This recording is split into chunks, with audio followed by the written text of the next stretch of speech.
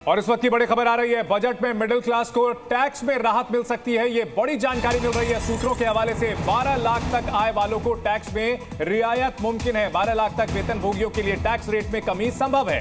Middle class को राहत के लिए स्लैब में बदलाव किया जा सकता है। स्टैंडर्ड डिडक्शन रकम भी बढ़ाने का ऐलान हो सकता है। जो इस वक्त 50,000 है उससे बढ़ाया जा सकता है। 50 से 75 होगा या 1 लाख होगा, ये देखना होगा। रियायत वाले सभी बदलाव न्यू टैक्स रिजीम में ही होंगे।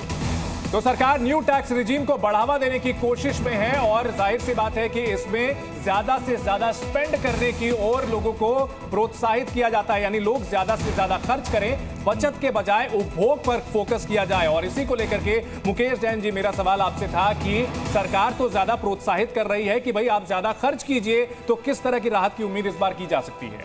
सर देखिए, राहत की उम्मीद की अगर हम बात करें तो सबसे पहले जो स्टैंडर्ड डिडक्शन है वो 50,000 है, जो कि स्टार्टिंग में 40,000 थी, उसके बाद इसको बढ़ा के 50,000 किया गया 2019 में, जो कि मुझे लगता है कि इस बारी वो डेफिनेटली बढ़ेगी, या तो 75,000 जैसे अभी आपने बताया, या 1 लाख रुपए के आसपास होगी। इसके अलावा जो मैक्सिमम स्लैब है वो 30% का है, उसको अगर सरकार 25% कर देती है तो कलेक्शन में बहुत ज़्यादा फर्क नहीं पड़ेगा, लेकिन राहत मिल जाएगी मिडिल क्लास को। जो सैलरीड हैं, जिनका जो 30% के स्लैब में आते हैं, वो 25% के स्लैब में हो जाएंगे।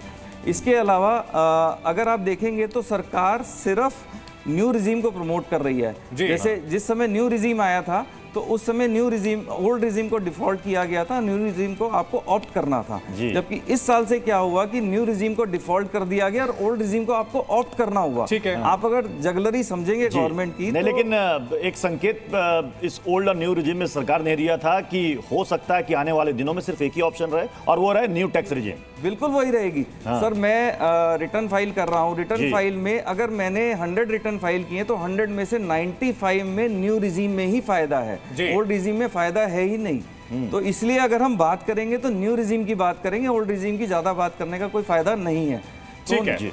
मैं टैक्स एक्सपर्ट नीरज कुमार जी आपके पास आ रहा हूँ। नीरज कुमार जी, इस बात को लेकर लोगों में बहुत ही एक कंफ्यूजन सी स्थिति है कि क्या इस बार होम लोन में जो इनकम टैक्स में छूट मिलती है, होम लोन रिपेमेंट में, क्या इस बार वो खत्म तो नहीं कर दी जाएगी?